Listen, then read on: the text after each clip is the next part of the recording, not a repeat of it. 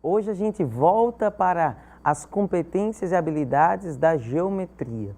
É dia de entender, de desbravar o triângulo retângulo.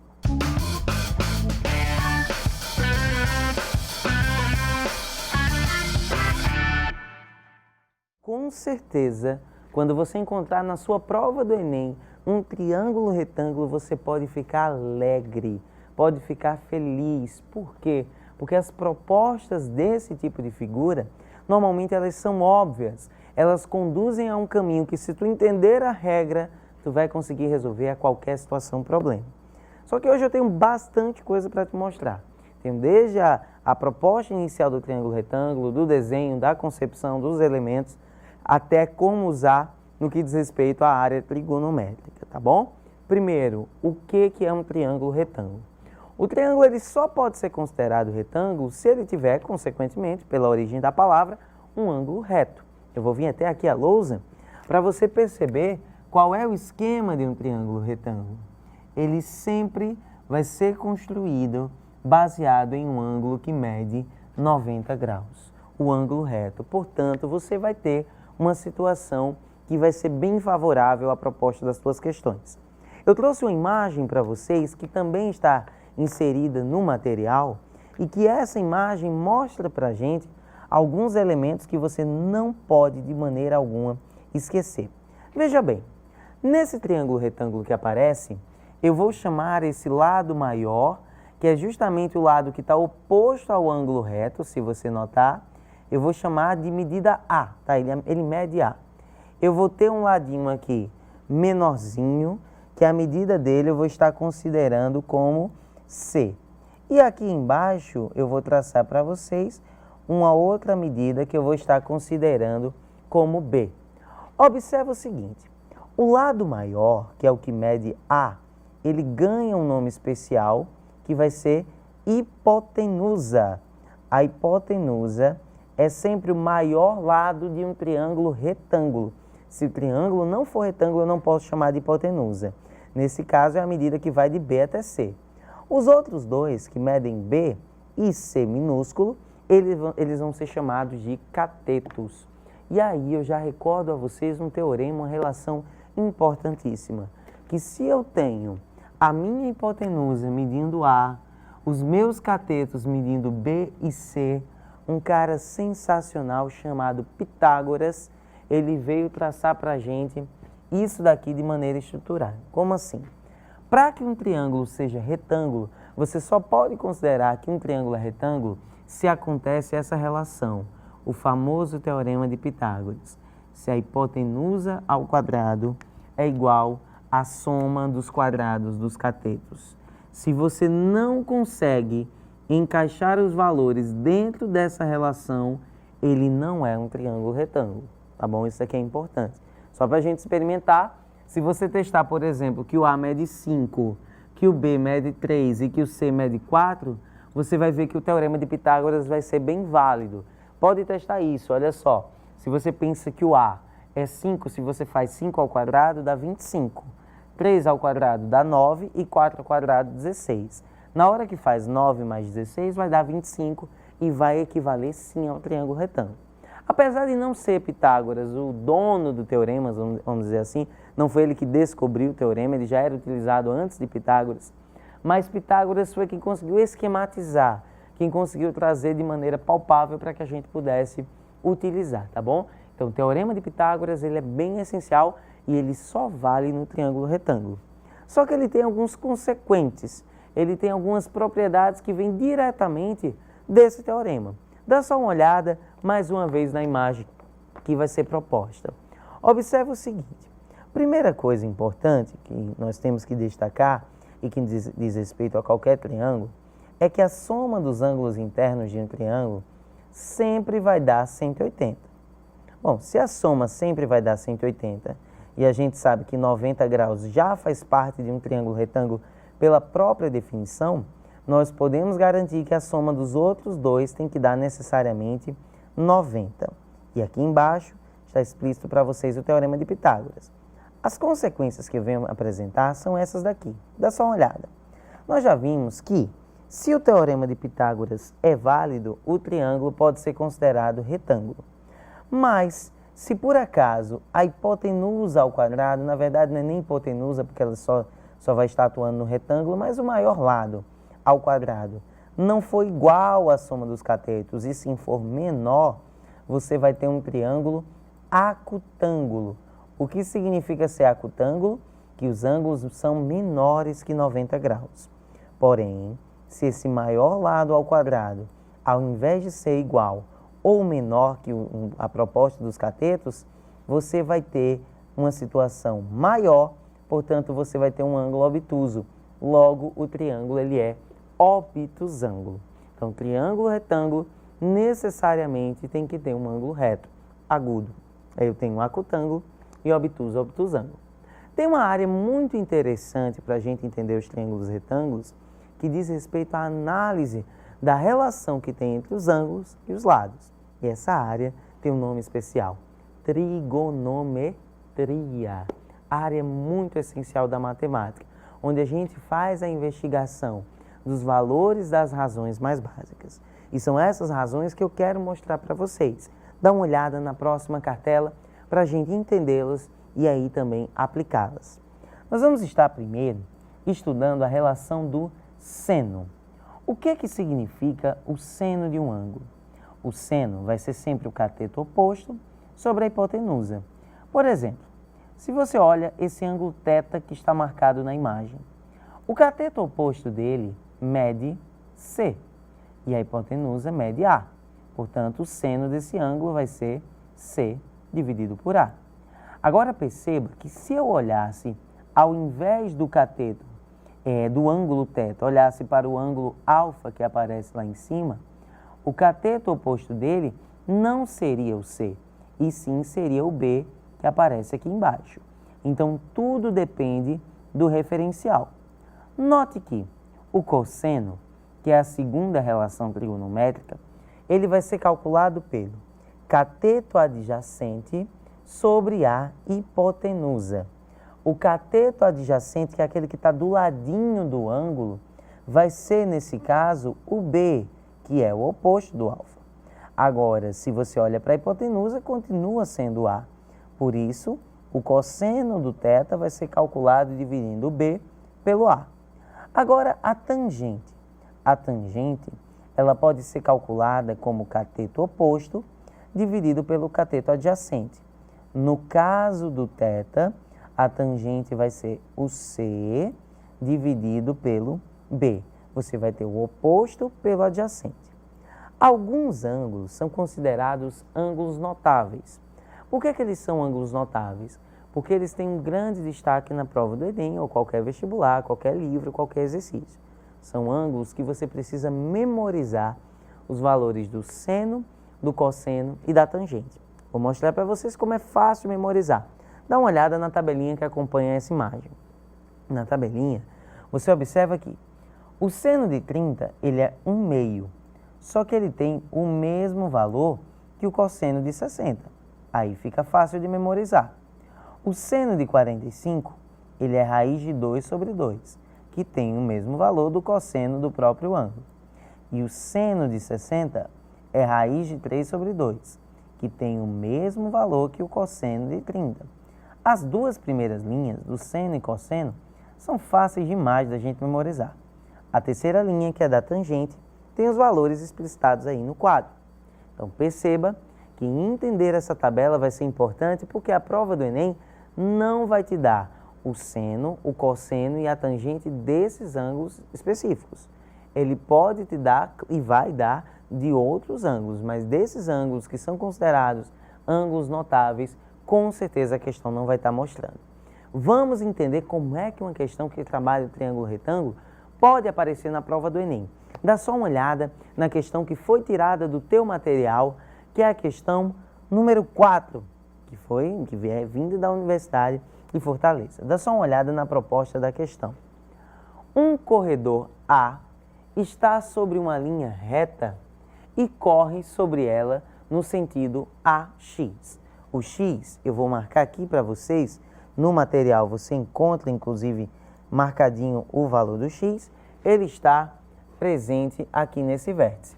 Nota que esse atleta, ele está no ar e ele corre na direção do ponto X. Foi isso que a questão disse por enquanto. E ele diz que a velocidade ela é constante. Ok?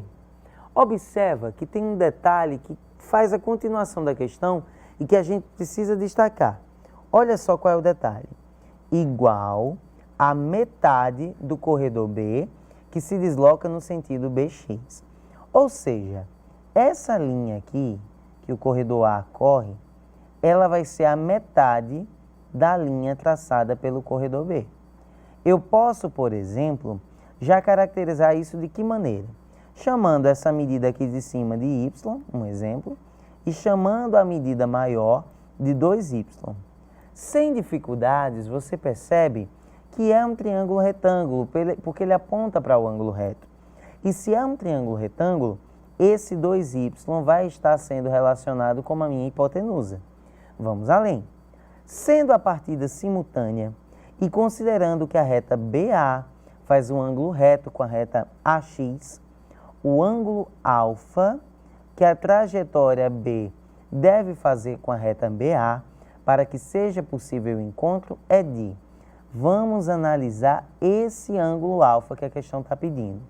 Gente, o ângulo alfa, ele trabalha com duas informações. Nota que y vai ser a medida de um dos catetos. Só que em relação ao ângulo alfa, ele vai ser o cateto oposto. E o 2y, como eu já adiantei, vai ser a hipotenusa.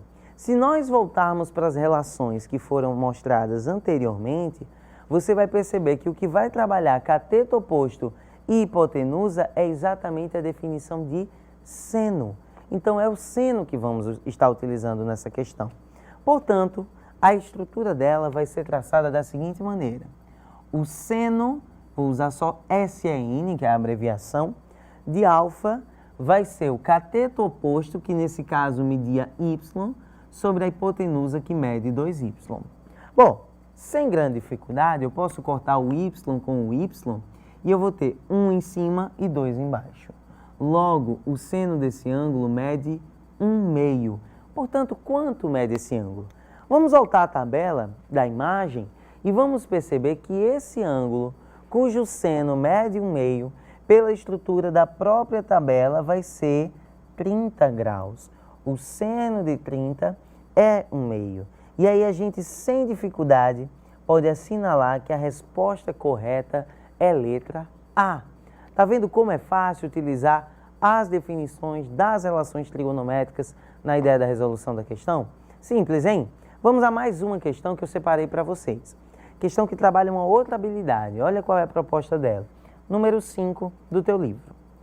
Uma pessoa está a 80 raiz de 3 metros de um prédio e vê o topo do prédio sob um ângulo de 30 graus. Informações importantes, como mostra a figura abaixo. Se o aparelho que mede o ângulo está a 1,6 metros de distância do solo, podemos afirmar que a altura do prédio em metros é...